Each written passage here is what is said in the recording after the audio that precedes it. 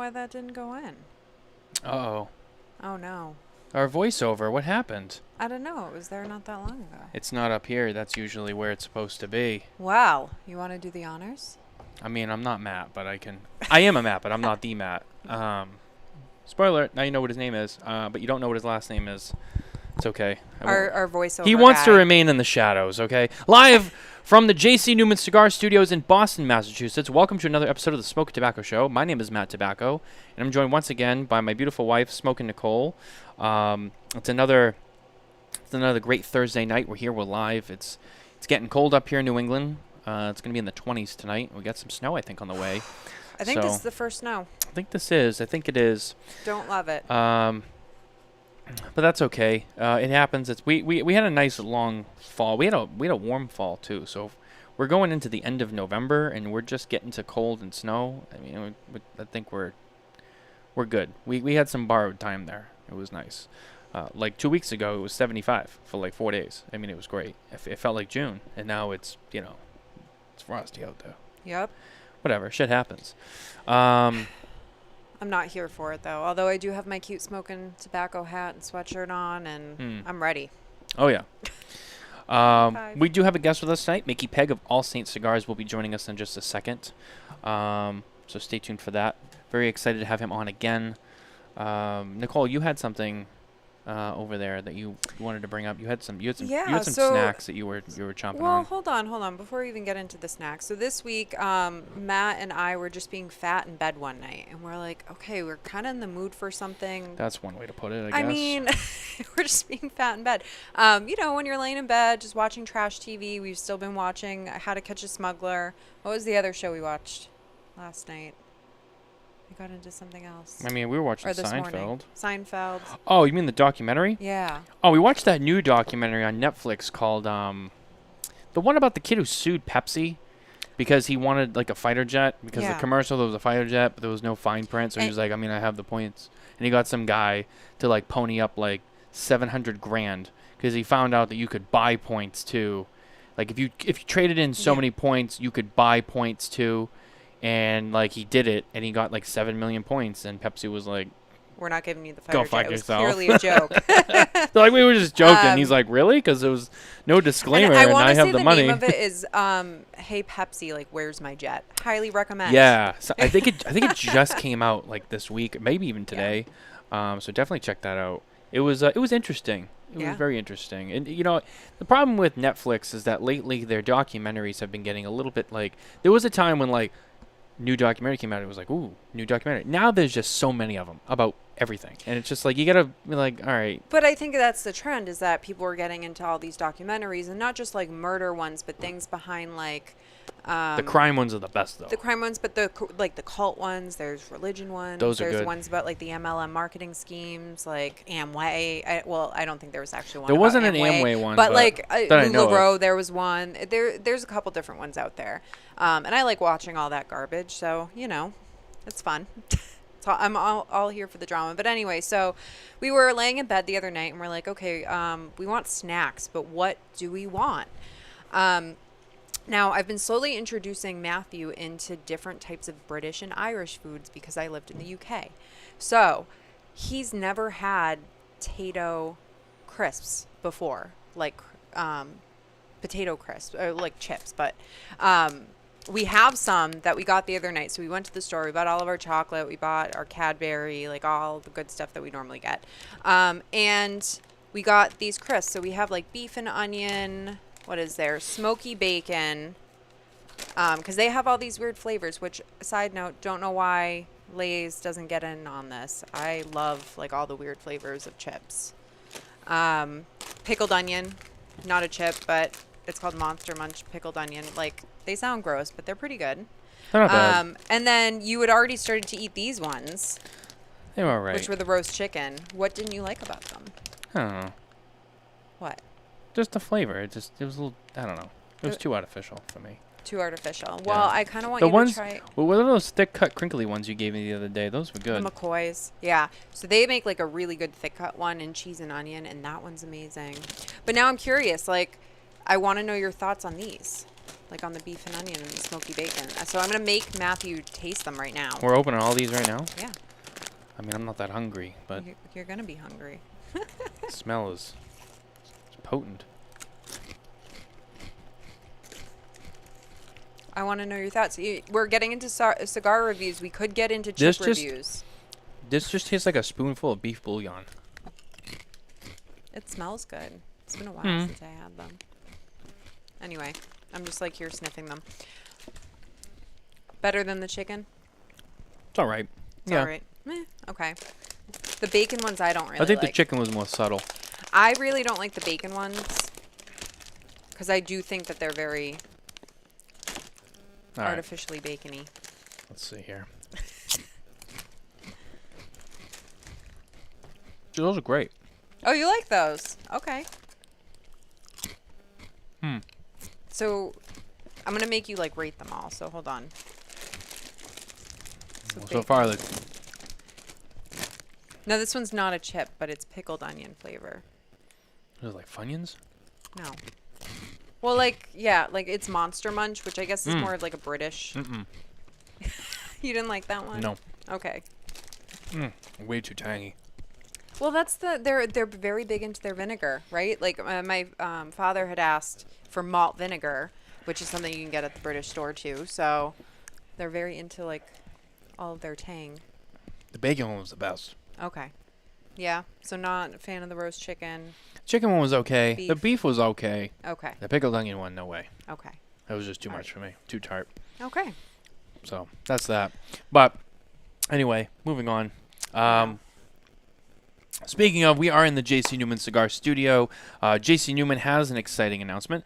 J.C. Newman Cigar Co. Mayor Jane Castor and Congresswoman Kathy Castor to break ground at Cigar Workers Park on Friday. So tomorrow, since the first cigar factory opened in Tampa in 1886, hundreds of thousands of people have worked hard to roll the best cigars in the world. As a handcrafted, labor-intensive product, cigars are difficult to roll well, and one mistake will ruin a cigar. It is because of the hard work, dedication, and craftsmanship of Tampa's cigar workers that Tampa became known as the fine cigar capital of the world. And yet Tampa's cigar workers have toiled in anonymity with little praise or appreciation. On Friday at 11 a.m., tomorrow, Mayor Jane Castor, Congresswoman Kathy Castor, and the Newman family will break ground on a new project to transform a small vacant lot across the street from the famous cigar factory into a beautiful park dedicated to the generations of cigar workers in Tampa. I love that. Yeah. Yeah. That's really cool. You know, one of the things about J.C. Newman, if you guys haven't been down there, you got to go check it out. They just did the full renovation of the El Reloj factory. Nicole and I have done it. We've been there. Worth every penny. Yeah, it's really cool. Very historic, especially if you're into that kind of thing. They have the Sanchez, is it the Sanchez y Haya hotel across the street that they bought that they're going to be renovating and turning into a functional hotel and a lounge space for cigar smokers. Now they have this cigar park. So not only has J.C. Newman, been great at their own business and stuff, but they're doing good for their own community too. I mean, they finished their own factory. Now they're contributing to all these other things around them. It's something different.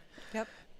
I feel like they're one of the only few that could do something like this because almost all the other brands, they don't have factories and historical space in the U.S. Everything is really done offshore. So this is really special. It's nice to see stuff like that preserved and kept up with and treated special. You know what I mean? And it's so easily they could have been like, yeah, whatever. This is our factory. We're just going to run it into the ground. And when we're done, then we'll move. No, I mean, I know.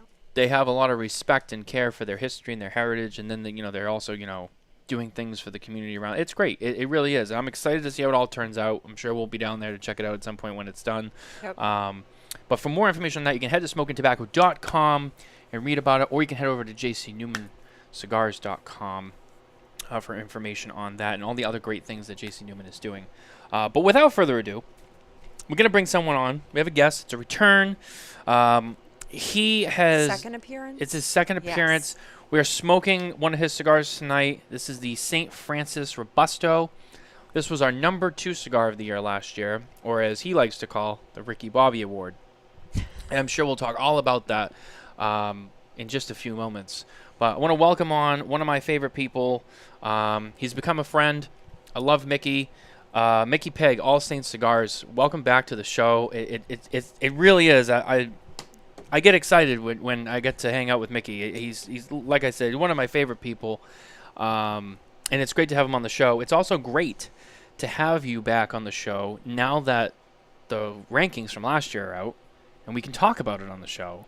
We've talked about it. We've talked about it at trade shows and parties and functions. I mean, I've seen you several times this year. We've talked about it. We haven't talked about it on the air. So this is the place. This is to talk about Ricky Bobby right here. Yeah. Well, thanks for having me. So it's absolutely. This is the earliest we've talked. Like 7:00 on Eastern time. So it's usually it's like 2:00 in the morning when I get off the road from somewhere after being on the road for 8 or 9 days, whatever. So we've had some really late night conversations. Yeah. My wife's like, "What time did you go to bed?" I'm like, "You just got home. You just got off the road." And I'm like, "I don't know. I was on one of the shows and we were laughing and giggling and we picked it up afterwards. So it was pretty funny." Yeah, that's how it happens, and it's always a good time. I do want to add in that we are smoking the All Saints St. Francis Robusto, and this cigar is also available from twoguyscigars.com, who, and I'm going to bring this up, I'll say it, who, yes, gave you number 1, not a Ricky Bobby. They did give you number 1 at Cigar Authority last year, so you got number 1 there. You got number 2 from me. That's pretty good. I mean, that's pretty good. Listen, number 2 is great. Yeah, it's so we're always striving to be number 1, and got a lot of runway left. We had some early success, and now we just need to keep going with that. So, and I love talking about the Ricky Bobby Award. So it's funny. I got a couple of them, but the most famous one I got was from you. So I know I was excited. That was a tough call to make. If you want to smoke this cigar, you want to give it a shot, or in any of its other sizes that's available, you head over to number2guyscigars.com today. You can pick this cigar up for $9.99 per cigar, or a box of 20 for $193.99. That's at the number2guyscigars.com. And we're going to cut and light, which we already started, but we cut and light our cigars with Cigar Blondie accessories. These are fantastic, super sharp cutters, very durable. They're not flimsy. These are solid cutters, and the lighter's real sleek, slim, the flat blade flame. It's sharp. It stands out. It's sexy. Head over to cigarblondieaccessories.com. Actually, I think it's just cigarblondie.com. And you can check those out there. But yeah, Micky, I mean, what can I say? I mean, so these cigars are made at Tabacusa. And this wasn't the only cigar from Tabacusa in the top 3, on my top 3, and I think a handful of other top 3s last year as well. Rocky Patel's 60. Also, at the same time, I saw getting a lot of love last year. It didn't crack number 1, but it was on lists, and it was getting some attention too. So it was a good year for the factory. Yeah, it's a great year. There's a lot of stuff that's coming out of that factory that's amazing. It's Rocky's smaller boutique factory, and having the ability to go down there and do what I do, and for them to give me that ability to do it is fantastic. And what you're going to get, as a brand owner, is that, we got people that are going to keep the quality. They're going to keep that recipe going, the right recipe, and that we come up with, and, and let me do the blending that I want to do it. Do I get help from those guys? Absolutely, 1,000%. But it's critical in the part that, I have the freedom to do what I want to do, and know that the quality of that tobacco that we use is there. So, and they have a very vast library of tobaccos, because, they buy from quite a few different people, and they get the best of the best. Whether it's Plasencia or the Tarrant family, in Mexico, or ASP, or whoever they're working with. It's just great to know that that's a layer that I don't have to worry about, because where our infrastructure right now is that, and it's a small little factory. They've added some more pairs there, so they're going to be able to up that ante. As of right now, I think we're the only brand that does what we do, that's made out of there. There could be a couple other, but I know they do some stuff for a couple retailers, special retailers out there. Yeah, a couple other things, but will that change? I don't know. I mean, Tabacusa has become definitely a celebrity in its own in Nicaragua, and going down there, every couple months and seeing what they're doing and how they're constantly improving, and they even have and obviously Rocky has bigger plans, for that, and we have some unique things that we want to do with those guys as well, to separate us a little bit, because that factory is, everybody looks at growth, right? So they're looking at growth, but they want to grow in the right way so they don't impede on the current cigars that are made out there, whether they're Rocky's signature blends that he's doing out there, or they're somebody like me, or some of the other people that they work with. So yeah, I'm not gonna mention those names because I don't know if it's supposed to be quiet or not. So but it's there's a lot of, they do a lot of neat things, and it's a neat operation, and it's a tremendous amount of time that Frank Leo, my partner, and I put in to doing that, everything from inventory control to making sure, because we're forecasting out, 14, 18 months, 2 years in advance. Frank and I are scheduled to go down there in a couple weeks, just before they close, and we're going to be making sure that 2023 is up and going, and then we have 2024 stuff that we're working on, and 2025 stuff that we need to get in play. And there's some packaging things that we got to take care of when we're down there. So it's exciting. I mean, it's always a fun. It's scary, because you have to write checks. So, it's funny. The last time you were on here, we talked a little bit about your salad days, your pre All Saints history, and starting the brand. But one of the things that I love to talk about, especially with people like you, are very open about stuff. Especially with the smaller brands who are still growing their brands, what it takes to actually do what you do. I mean, there's been, you're not the first one. You've been in the industry before. You have the experience. I mean, you know what it takes to run a business, but to take the money out of your own wallet and be like, okay, it's a lot different. It is, and and you mentioned that too. You got to write checks. You go down the factory, and you got to pay for cigars, and you got to pay for tobaccos, and if you're Steve Saka, you got to buy a lot of test blends, which he told us about when he was on a few weeks ago. But it's nerve wracking, and you and I have talked a little bit about this privately, but starting up a cigar brand, it's got to be one of the hardest businesses to really get into. Maybe I'm wrong. I think startups in general have a high percentage of failure. So yeah. But specifically in the cigar industry, I mean, this is especially right now. I mean, there's a lot of brands coming out, a lot of cigars being made. I mean, how do you see that damn chair just did that to me again? This happened last week. I don't know why this thing doesn't stay in. That's because you're eating potatoes fat in bed or whatever you guys do. I know, see, right? Look, now you give him ammunition to use against us. Look at this. Oh. I got Mickey making fun of me now. This is sad. No, I think part of it is our Amazon chairs. I broke a lot of chairs. Trust me. Half of them from throwing across the goddamn room, but the other half from sitting in them.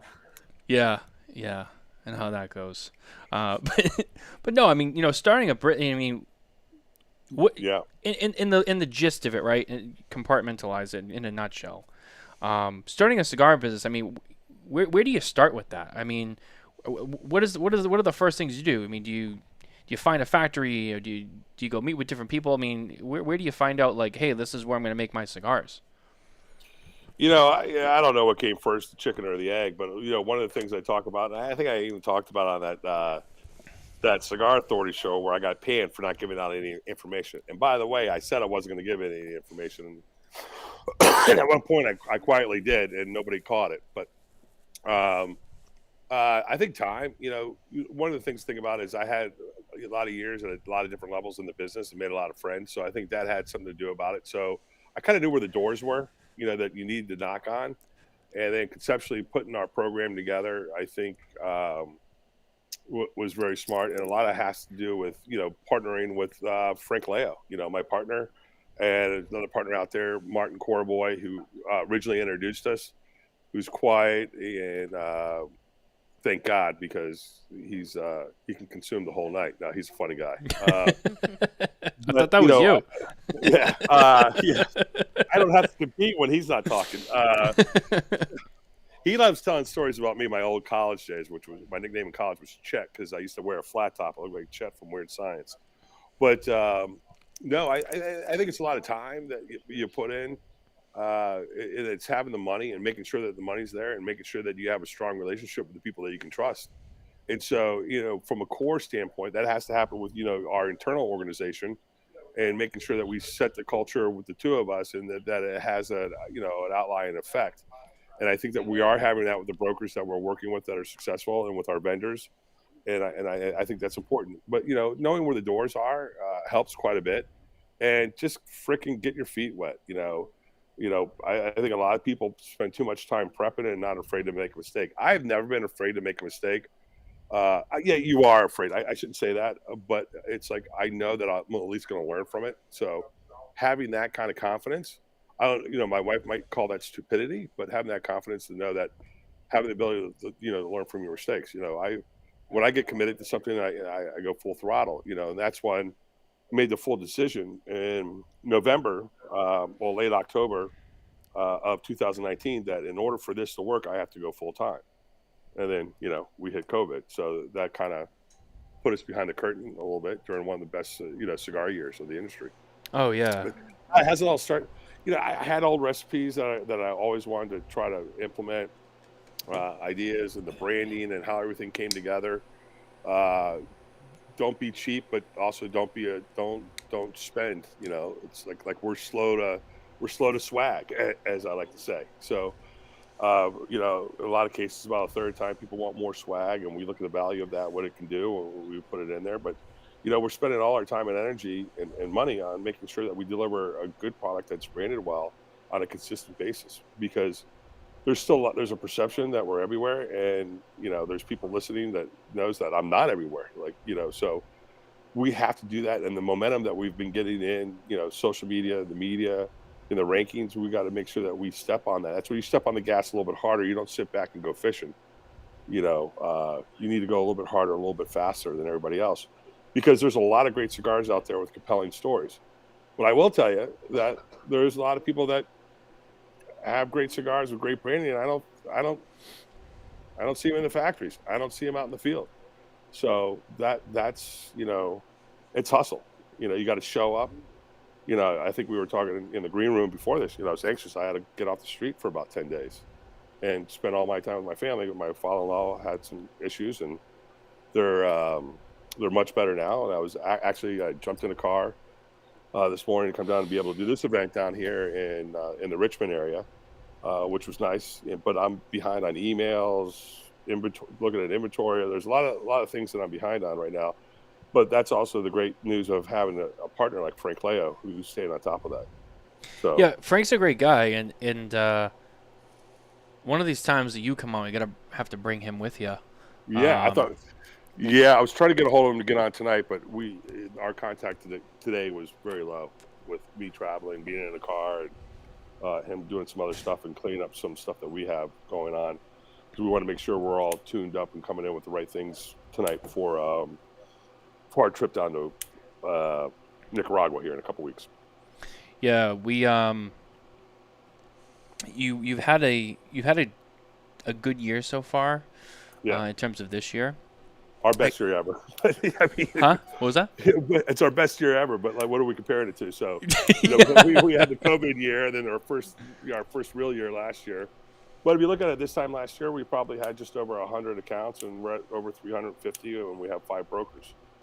So, and most of them are hustling out there and representing us in the way that we want to be represented. And, we're growing. Now, I'm managing 2 territories by myself right now, New England and obviously this Virginia and North Carolina, South Carolina market. But, yeah, and it's, you can never be in an account enough. And it's funny because if you look at Havana Connections down here in Richmond, what they do, we have multiple stores, is if you're a rep or whatever, you need to sign into the book, because the owner surely wants to know what the activity is of the reps. And as soon as I walk through the door at any one of these stores, they're asking me, Mickey, they don't ask what makes my cigar different. That's whatever. They're asking me what's in the cigar, how can I talk about the cigar? Very curious. Walk through the door. That's the first thing Brian said, hey, welcome, let's do this, blah, blah, blah. He came over from his other store. He's been managing 2 stores. Come over here specifically to be here with me and stay open a little bit later tonight so I can do this podcast after we do this pop-up. It's very successful, except the most cigars that we sold were the Solamente, which was a limited run. The last of them that were in Virginia, they had them here. So I think there's like 7 cigars left between the 5 stores. So wow. Those are good too. I have one with me. Oh, did you? Yeah. Well, smoke them. Well, we got another. The world's worst secret is we'll be doing another one for next year. We'll release in July next year. That's is it going to be again a limited run too? Yeah, it's going to be a limited run, and it's listen. I think you and I have talked about this, and I've talked about people. I'm not really chasing limited editions right now. It is so hard for us to make sure that we have a cigar that's in the stable, so people understand who we are and those profiles. And the limited edition, yes, I think they're important, but at what level are they important? That's for everybody to debate. For us right now, the only reason we're doing it, because that was an accidental limited run to begin with. We're doing it again because the response was good. It won't be as old. It won't be aged as long. Probably about 18 months on this by the time it gets to market, where the Solomentes had 3 years of aging because of the accident. They were actually rolled in the end of 2017. And then, obviously we couldn't get to the factories in 18 and we got down there in 19, and that's a whole other story in itself. So, yeah, so we're going to do something. We want to do something a little special with that. And well, obviously, we just had our 3rd anniversary. We have not done a good job of celebrating our anniversary, which is All Saints Day, November 1st. That's right. Even co-branding that day with something special from us, because we're such a young company. We want to get that right for next year. We talk about it and we have a plan, and it's just other things kind of get in the way. So we have 4 lines at market right now. So that's quite a lot for a 3-year-old company. I think that's a lot, and that's why we decided with our 2 additional lines, the Colorado and the Habano, that we went to 12-count boxes, so we could capture more facings. So we're not trying to capture more shelf space. We're trying to capture more facings, and that's why we went the cabinet style, the 12-count boxes. So, and I think some other people are starting to do that now, and it's more than 10, and it's retailer friendly and it's event friendly. So yeah, TPE we ran into, and you had the Colorados on display, you had the Habanos on display. We saw you at PCA, and you had the miters with you, and you had the Vespers with you as well. Yes, and the new miters that we're going to do, which is a torpedo 5.5 by 44. Those will, for Colorado Habano, we already have those, and I think I got a shipment of some of the other stuff coming to you, and then the Vespers. So that's one of the things I got to find of these Vespers, which is a 4.5 by 44 round. It's a good size. It's interesting size. I haven't smoked it. I'm sorry about the show. Yeah. Yeah, I had a couple that were able to smoke and ran out of those, but as soon as we get some, definitely get them to you. The exercise I've been kind of doing with people is like, say the dedication, smoke a Robusto dedication, and right after that, smoke our Vesper, and you can see how that magnifies that flavor. And, so yeah, we're really excited for it. It would have been a lot more excited that we got it in time for the cold weather, because, it's good for a car, it's good for walking the dog, it's good for cold weather smoke, it's good for just when you don't have time to smoke. And, cold, a lot of people go to smaller cigars, obviously, this time of year. And for most of the, the cold weather states, right, which is a lot of high density. If you think about it, a third of the population is between Northern Virginia, all the way up to Boston. So there's a great market for that, a great segment for it. So there's some old legacy brands and some younger brands that are doing quite well with that size. And everybody that's smoked it so far has really enjoyed it. So we're excited. We're excited, be a little bit more excited if I could invoice them and get them on the shelves. But hey, that's how it's. It's life. Right. You roll with the punches and you do the best you can.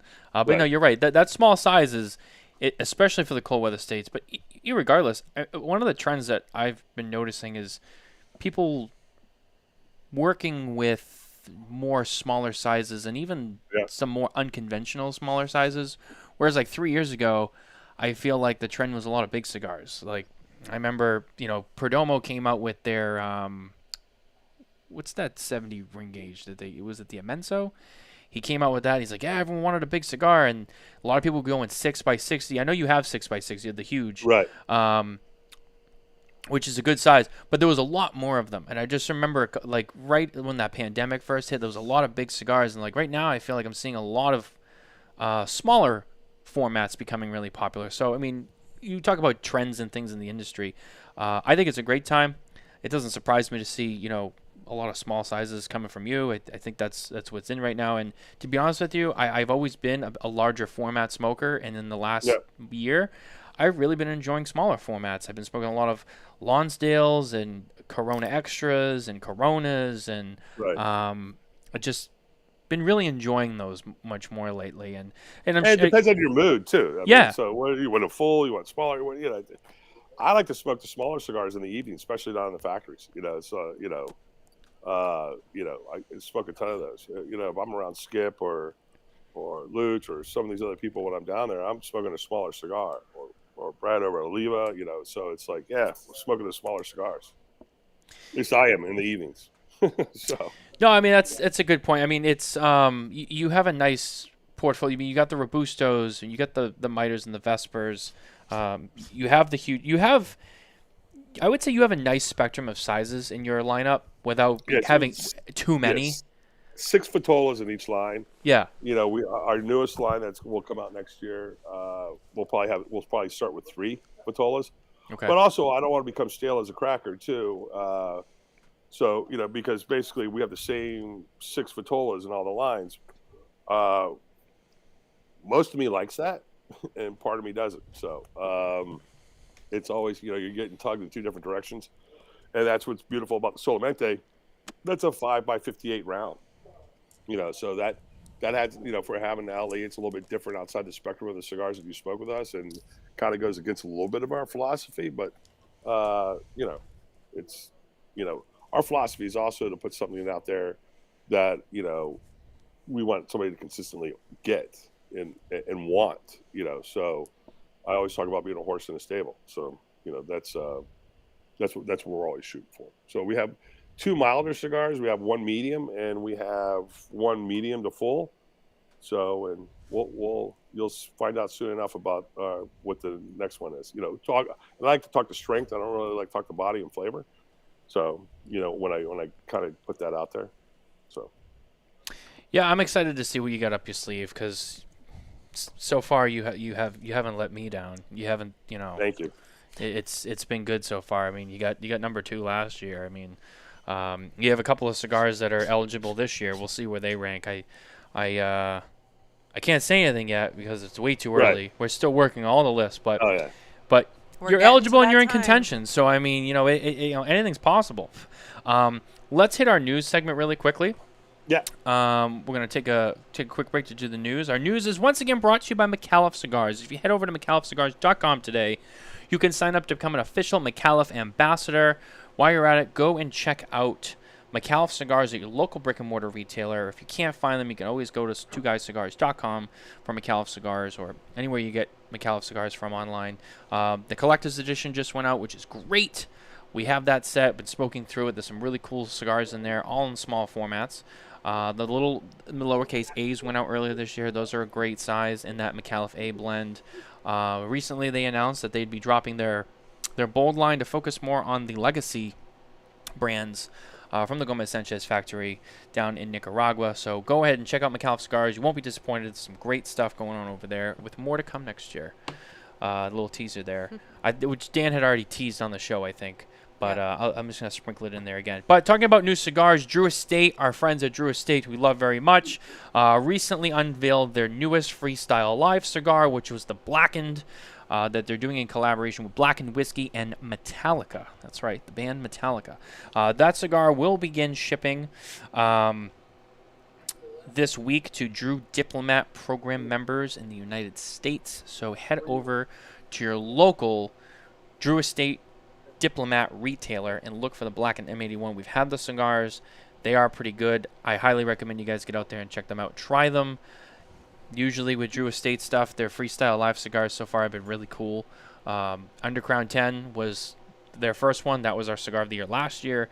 Since then, they had the 20 Acre Farm that they came out with, the Nica Rustica Adobe. Yep. Now they got the Blackened, and I believe there's another one on the way.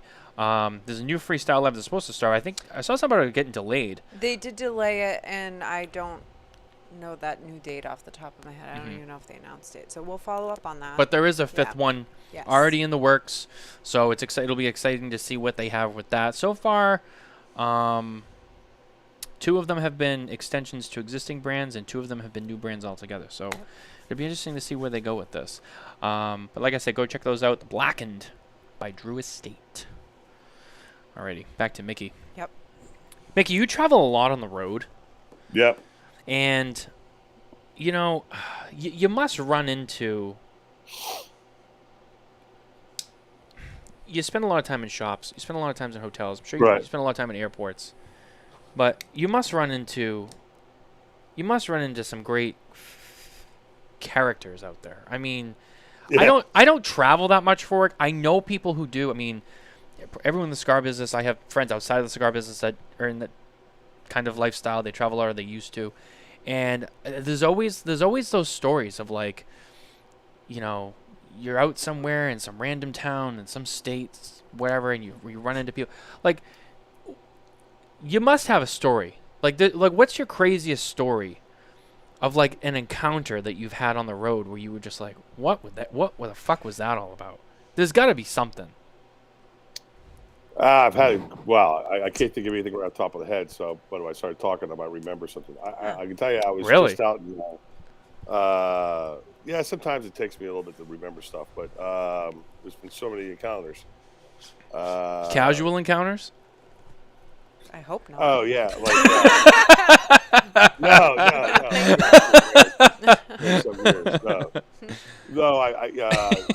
I do get hit on, which is funny. I think the whole signing autographs thing, I think, is the thing that fascinates me the most. Maybe I've told this story, but there was a story. I was down in Outman's in South Carolina, and I was on a 2-week turnaround. This was on a Saturday night, so I was just coming out of the Carolinas, going to my father's point, and I can't remember where I was in South Carolina. I was Outman's, and so if you look that up, I want to say Spartanburg, and Nish Patel was doing a big event there. And Nish goes, well, Mick, I know you're on a big turnaround. You're going to start heading north after you hit the Charleston area. Why don't you come do this event with me? Just hang out. And I'm like, yeah, I had nothing else going on. So he sells out of mountains of cigars within like 2 hours. And the owner and Nish like, you have any road stock? I go, yeah, I went out road stock, and I sold some of my stuff. And, I had a retro invoice him, which was nice. So this guy walks up to me, and he goes, are you Micky Pegg? Young kid. Like mid-20s. And I go, yeah. And he goes, can you sign my box? I go, oh, yeah, I'll sign your box. Yeah, not a problem. And I go, well, that's very flattering. Thank you. Like, how'd you hear about me? He goes, well, I saw you on some of the shows, and I got one of your cigars from such and such place. And then so I was surprised. I didn't know you were coming tonight. I'm like, no, well, I'm friends with Nish. And so I decided. He goes, this is great. And then we started talking. He was pretty much in the bag a little bit. And he goes, you know how much I could get for this box? An autograph box for my cigar. I go, how much? He goes, I could get like 200. I don't remember the number. It was a big number, like $250. I'm like, with cigars or without cigars?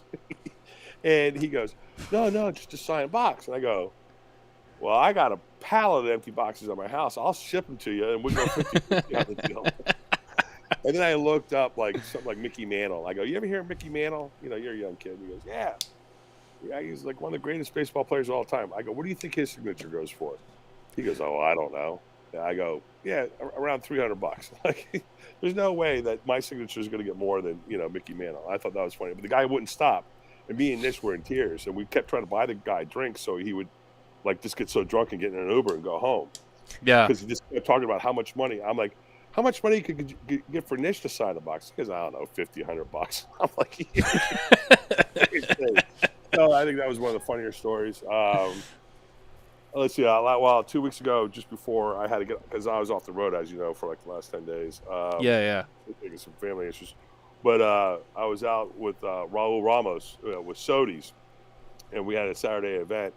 So we had a little bit of time, and we went by Paisley Park and got a picture there, which I never do. And then we got a picture with, I tried to get a picture with the biggest pumpkin ever in the history. It was in Anoka, Minnesota, but he wouldn't take me there. Because all I want to do is like I never do anything fun when I'm on the road. I have fun, but I never see anything that's kind of culturally or indicative of that area. And then we had a Juicy Lucy. That was pretty good. But crazy stories on the road, yeah, there's a million of them. I just can't think of one right now. But so. There's one thing. There was one thing I was. Rob's story maybe was probably the funniest. There was one thing I was going to ask you about. I don't know if you want to tell the story. So if you don't want to tell the story, like, it's fine. But is this the story I told you at 2 or 3 o'clock in the morning? No, this is something that Frank told me about back in July when we were in Vegas, and it was and it was about you going on a massive heater at the blackjack table one time. Oh yeah. That was well, he wasn't there for that, but that was I walked with like 120,000. Damn. Yeah, just on a promotional chip. Damn. What'd you sit down with? It all started with a $500 promotional chip. What happened was it's the longer story. So I was at CAO, and that January we did something at the Palms for the Super Bowl. We did a Super Bowl cigar just for that. They came in these coffins, and it was with the Micallef brothers. You know, obviously they were running the Palms at that time, and it was the Palms were really hot and new at that time.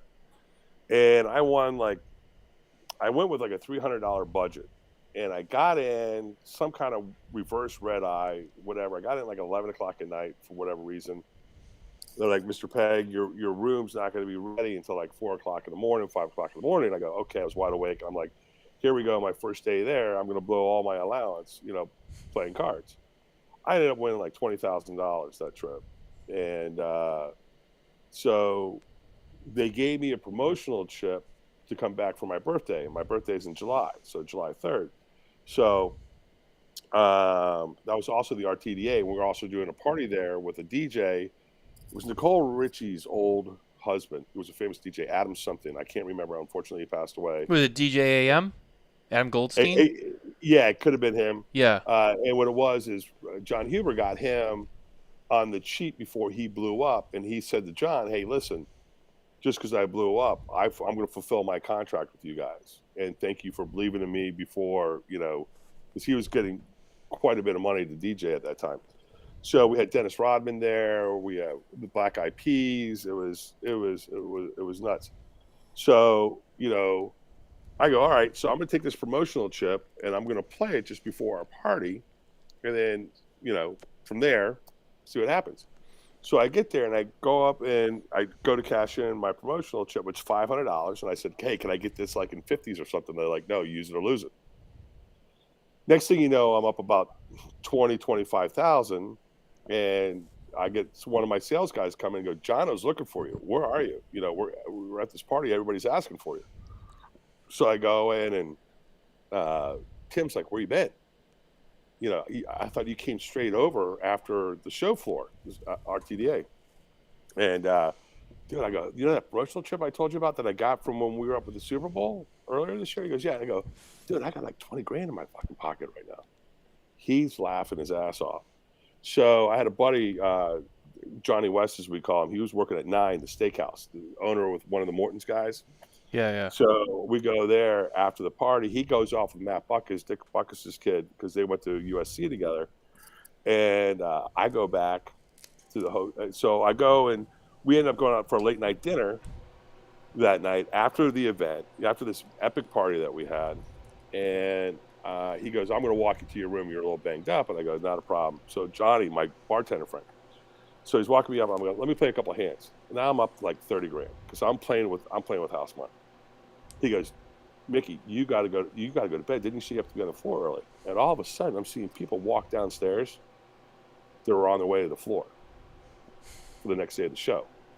I go, oh shit! So I go up, put my stuff in the locker in my room, get changed, and go down. They're like, hey, Mickey, I heard you were on a run last night. I'm like, yeah. Are you gonna play tonight? And I go, yeah. So Jonathan, Drew, all these guys were there. Craig Cass. And I go down, and they give me a whole table to myself. Nobody set a table. I'm playing with Barney's. And I got up. They think I was up around $200,000, $220,000, $240,000. When Craig Cass came over, and Shorty Cable, actually, who owns this place, was there like, you got to get off the table, because I started losing. So when I walked off the table, finally I had about 120,000 in front of me, plus the like 20 back in the room. So that's what I won. Yeah. Wow. That's There's insane. other stories after that. Yeah, it was nuts, and it was that was a while ago. It's like 16 years ago. And that was blackjack. Blackjack. Regular blackjack, or was it one of those like 2-hand blackjacks, or it was just it was 2-deck blackjack. 2-deck? Yeah. So what you're saying And I is was that doubling down on 13, and I was doing all kinds of weird shit. I couldn't lose. Finally, I started losing, and that's when Craig Cass and Shorty Cable pulled me off the table. Yeah. And then, I paid taxes on some of it, and, got it back, and, a lot of it. So, yeah. I think we need to play blackjack with Mickey. I know. I played. I don't play cards much anymore. Like, I'll play No? Texas Hold'em, like with the buy-in. No, because, I get around a blackjack table, my head starts ticking. All that money's gone. I don't want to get out there and just lose it. I don't have room to lose money right now. With 2 girls in college, and a mortgage, and building the mortgages. So it's. Well, I played with Frank in July. And he likes roulette. Did you play roulette or blackjack? No, we played blackjack, and we didn't do shit. I was like, Frank, I thought you were supposed to be a genius at this, and that's when he was like, well, you got to talk to Mickey. He's like, Mickey is the all-time champ. I was like, I didn't know this. Here's the thing. And this is where we're a little different. He always makes fun of me. He goes, you got your master's at the University of Pennsylvania. You suck at math. I just start laughing. And his math is really, I think my math is pretty good. His is just much better. He's much smarter than I am, and he's quicker than I am, and that type of stuff. But he is by the book when it comes to a lot of things, where I work off book and gut, whether it's business, whether it's not, taking risk. I think I'm a little bit more, risk. I'm not afraid of risk. I shouldn't say that too much about Frank, but obviously he's made a lot of money doing what he does. So yeah. Yeah, you're not afraid to take the risks, and he plays it more safe. Yeah, well, I'm not as risky as I used to be, but yeah, so you never know when your next paycheck's coming in. So no, that's true. No, and it's you're right. It's different when you get older and you have kids. But he told me that story, and I was like, that's crazy.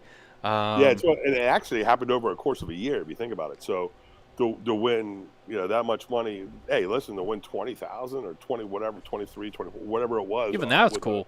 Even today with a $300 or $400 budget, that's amazing. So, and then the funny thing is, when I got that $500, like, use it or lose it, and I just kept going. And what's funny is it's like, it was really all house money at that point. They give you that $500 chip, and I made the money over 3 different things. So it was like, think about that first bulk of money on that trip started at the Palms, and then I took it over to Venetian, then went to bed, and then went downstairs and did it again. They had a guy on each side of me talking to, like, be my host, or like, we'll fly your wife, we'll send a plane out. What happened was, when I was living in Nashville, my family would go down the shore for 3 months of the year, right? Because the girls were young enough and spend time with my wife's family. Because all her family shore houses were right there, and we stayed in my father-in-law's place, and they're like, "We'll fly there." I'm like, "I'm not bringing my kids out to this freaking city of degenerates," and they were trying to catch me off my game, and it was for a little bit, and then that's finally I said, "Listen, I don't want to talk to anybody anymore." They were going to send a plane out, put us up, and they were trying to get me on the roulette table. So that was their plan to get. They were thinking about getting their money back, because I came out of nowhere, so. Yeah, they didn't know what to do. They see this guy sit down, like, who the fuck is this guy? He's just cleaning out. Wow. Well, I talked to one of the pit bosses. They're like, dude, we did every background check on you. You had nothing in the system. And I go, I've won out here a little bit before. Like, what? Like 5,000, 10? I'm like, yeah, I don't know, like 1,000 here or there. They're like, no, yeah, there's nothing in the system. We thought that you were a paid mule that was trained. We were trying to find that you had mics on you and all this other stuff. The guy came clean with it. He told me everything. And I go, well, you guys got a good number back. He goes, yeah, but you still walked with a lot of our money. So he goes, yeah, we were talking to the guys at the Palms. We were talking personally to the Micallef brothers, because it was hilarious. So they did a deep dive on me back then. So, and the guy laughed. He goes, "We know more about you than you know about you." He goes, we know about your student loans. And then according to Frank, you're not good at math, so they know you weren't. We know you weren't counting the cards. I was.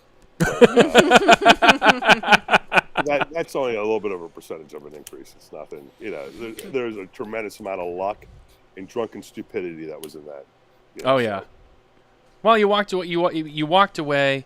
You don't gamble as much with the cards anymore. I would say you walked away on a high note. I mean, that's pretty good. No, Frank always laughs when we go to Vegas, and I stay away from the tables. I go, it's gonna be a lot cheaper than me getting a $300 or $400 bill in a fucking circle bar than it is for me to go lose that in 30 seconds on the table.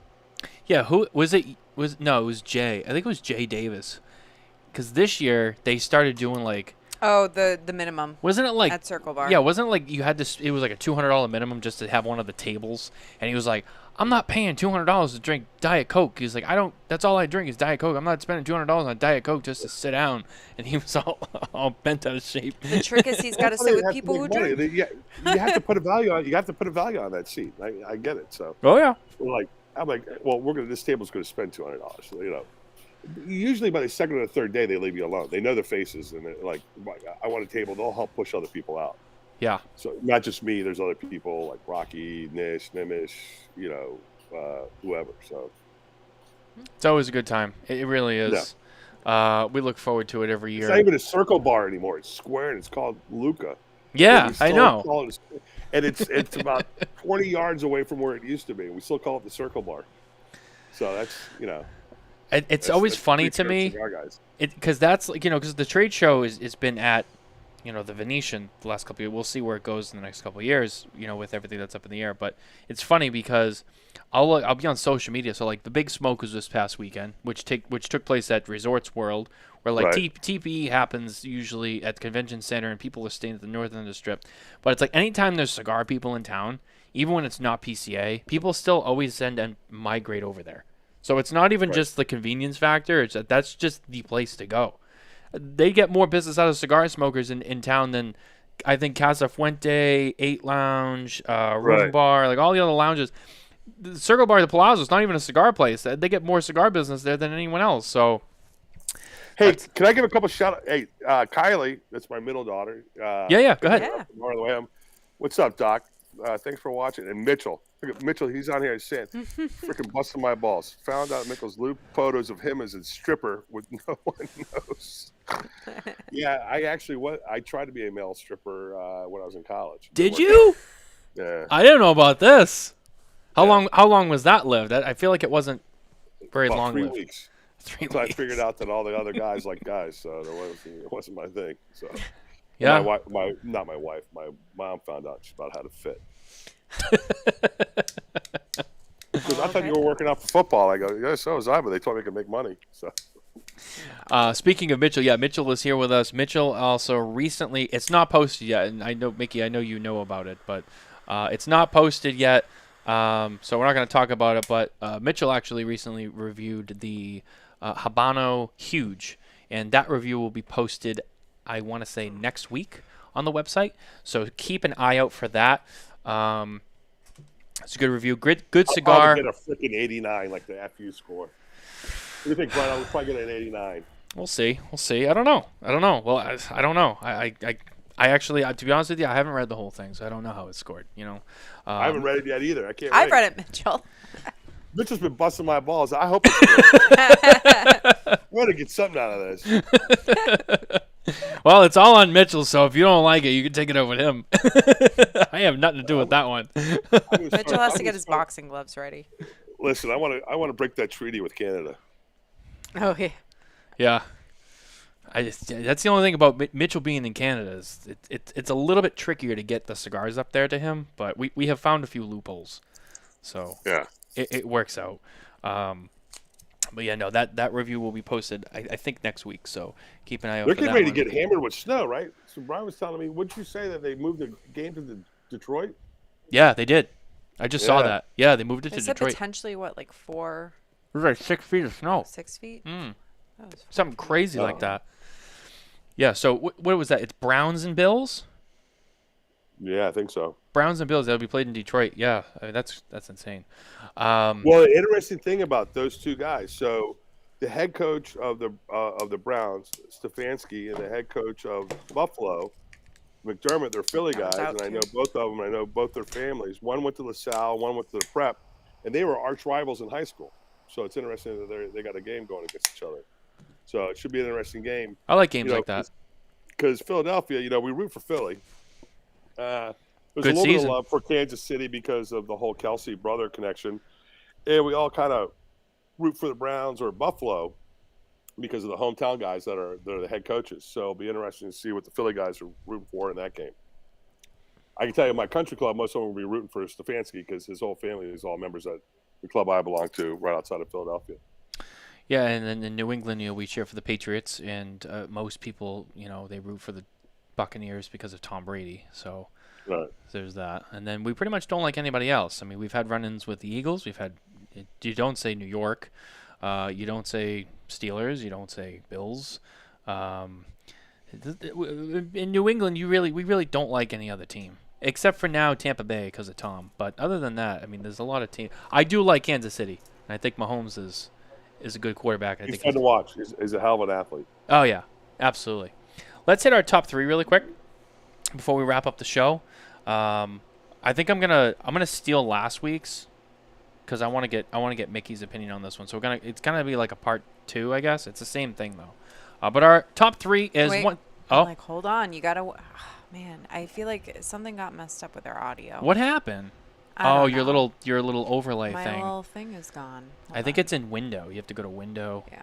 And then you have to go to. Boom. All right. Yes, there it is. Oh, and at least it's in here. All right, now you can do your Okay. spiel. Our top 3 is brought to you once again by Room 101 Cigars. Watch the Smokin Tabacco show. Eat your vegetables. Take your vitamins. Smoke Room 101. We need to get that like printed on a shirt. Well, it's funny because last week, Carney gave me crap. You know what I realized after, and I was rewatching the episode, and like the editing and the writing phase later. I was wearing the shirt with all the different tobaccos on it. Yeah. And there is a shirt that we have that has different sizes. Yes. And Carney was on there, and he gave me crap about there should be a chisel on there, which is funny because I asked him, and he said no.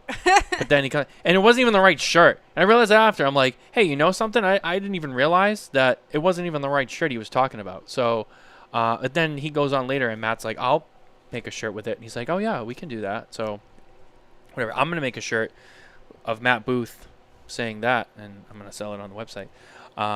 Last week we did top 3 Thanksgiving must-haves dishes at Thanksgiving dinner. We each did ours, but Mickey, what is yours? My favorite what? Your top 3 foods, dishes, whatever at Thanksgiving that you gotta have. Like if they're not on the table, Thanksgiving's not the same for you. And you don't have to count the turkey. Yeah. Yeah. Besides the turkey, I mean that's Mashed potatoes, stuffing. Can I get more than 3? If Sure. you want, yeah, go for it. Go ahead. My Aunt Irene's string bean casserole and my sister-in-law Jen's Brussels sprouts. Okay. We had a Yeah. lasagna on our list. Yeah, they make a lasagna. Yeah, we do a Thanksgiving lasagna. Well, Every year. they also have the Italian aspect. They try to keep that, at every gathering. So there's always there's a Thanksgiving What has to be lasagna. on your Thanksgiving table? What top 3 things has to be on your Thanksgiving table besides turkey? I had pie because who can't forget about dessert? I mean, true. you gotta have dessert. Cranberry. I don't like the cranberry. What do you say? He said ham. Ham. Ham. I know a lot of people will have ham. I want ham at Christmas. I better have a ham at Christmas. But I know a lot of people have ham at Thanksgiving. That's true. It's kind of like the Thanksgiving dinner prep for Christmas dinner. Oh, Yeah. my German grandma used to make scalloped potatoes that were Oh amazing. yes. Yeah, my No, family I'm a also. sides guy. I like protein, I do a lot, but I like all the sides. I just gobble them up. It's all the bonuses. Yeah. It's all the carbs. One year, my one sister-in-law, not the one I was just talking about, Lizzie, she made this buffalo chicken dip. It was like the first year I ever had it. And I sat down for dinner. I couldn't eat dinner because I ate almost a whole freaking pan of this buffalo chicken dip. It was amazing. You know what? Like, it sounds strange, but like I kind of think would go well at a Thanksgiving, because Thanksgiving really is, I think, more about sides than the actual turkey these days. Mm-hmm. Like a homemade mac and cheese. Some people do that. Call me crazy. Yeah, a lot of people Some do it. people Yeah. do that. I've never done that, and we haven't done that, and I think that's something we need Someone to was saying experiment too. with. What was the stuffing with was it oysters? Oh last yeah, week? the oyster sauce. Yeah, someone was. In the South, it's a thing to have like oysters in your stuffing. Yeah, Low Country. Yeah. They put oysters in everything in Low Country. Yeah. Yeah, that's interesting. I had never would try heard it. of that. I would try it. Yeah. I would try anything really, food wise. I would try anything. Yeah. Well, good. Yeah, no, I mean, we're not gonna be live next week for the Thanksgiving week, so I figured I'd get that out of the way now. I think we're gonna have a pre-recorded episode for next week, because of Thanksgiving, and we'll be traveling. So, So sorry guys, pre-recording, so no. yeah, I know. stuff on No live, no commenting. I understand. You can still comment along, and we'll We'll try to tune in chime in with you as it plays. But from our trip, but but yeah, no, it's just it'll just be easier that way, and I can have it premiere probably Wednesday night. and we're gonna go through who has the coolest cigar swag. Yes. That is our episode next week. Yes. Next week's episode. I won't be on that one. No, you won't. It's okay. Someday. Yeah. But we're going to go through all of our, we have too much cigar swag, but we're going to go through all of it and deem who has the coolest stuff. I'll tell you right now, Yeah. a spoiler alert, and it's really not a spoiler because anyone who knows anything will know that this is like a given. Drew Estate's got a lot of stuff on that list Yeah. already because they're the kings of swag. But Yeah. yeah, no, there's a lot of cool stuff that we're gonna have on the list, and we'll look for that next week. Pre-recorded, but it'll be out there. And then we'll be back the following week. Yeah. Who do we have coming on after? So the lineup. 'Cause I we know actually have a great. I think Matt is the week after, and we're gonna do our cookie episode, which is No. oh, it's not. December lineup. Thursday, December 1st, we have Zaya from El Septimo. Oh, coming that's on. right, we do. Then we have Matt Booth. So for those of you tuning in for December 8th, we're doing a cookie pairing episode. So we're going to have the list of Room 101 cigars that you need to get and the exact tin of cookies from Costco. And we're going to be pairing Costco cookies to Room 101 cigars. Yeah. So we'll have that list for those of you who want to actively participate, which will be a cool episode. Mm-hmm. And yeah, I mean, I don't think my calendar's updated because I know there's more, but I'll have to fix Yeah. that. But Anyway. that's the next couple of weeks. So keep an Yeah. eye out for those. We'll also have more to share after next week. We're Yep. not going to say much about it. Well, actually, it's the next week and a half. But stay tuned for some cool and crazy announcements that we're going to make yep. regarding what we'll be doing over the next week and a half. And we have an announcement about the charity for next year. Mm-hmm. We have an end of the year giveaway that we'll announce later. Yep. These are just the teasers, so keep an eye out for them. And if you want to, head over to smokingtobacco.com and sign up for our email newsletter, because that's going to be how we make a lot of our giveaways and special announcements moving forward. So if you don't want to miss out and you want to win stuff, or you want to see what we're up to, you want to see some crazy stuff, head over to smokingtobacco.com, sign up, put your email in, get on the email list so you get the updates, so you know what else we're up to on a week-to-week basis. And that holiday giveaway is going to be good. It's going to be good. Yeah. We're very excited. So other than that, those are all the special announcements. Mickey, thank you for being here on the show with us again. Thanks for having me, Pat. As I said, it's always a pleasure. Before we let you go, anything that you can tease for us for TPE and beyond? What I can tell my teaser for TPE is we're really not going to have anything new there. Okay. We have a lot to do with what we have. So, yeah, I guess one thing, and I haven't sent the press release out, but Bobodas are now going in all our boxes, and Oh, nice. that's about it. You know, we have a line with some limited Vitolas coming out next year, and we have an LE. It's a couple other neat projects that I can't talk about yet with some really neat people, some really interesting people, and that's about it. So, yeah. So, That's it. Well, That'll be good. That's it. And TP is only 14 weeks away. yeah, it's Yeah. coming up. That is, I feel Yeah. like it just happened. Yep. I don't want to go back to Vegas again. Yeah. It's amazing how fast the year goes. Yeah. I know. It really is. I can't even believe we're already at the end of this year. Yeah. But that's it. So, Mickey, thanks for being here with us. Thank once you again. for having me. I got to Any- run too as soon as we get off. So Yeah, anytime. So, guys, thank you for watching. Thank you for listening. Don't forget to go to SmokinTabacco.com. Sign up for our email newsletter. You can find all of our news and updates from the cigar industry there. While you're at it, go over to YouTube and anywhere you get your podcasts from, Podbean, Apple, Google, wherever, and sign up, like, subscribe, and we'll see you in 2 weeks. Bye, Take care. everyone.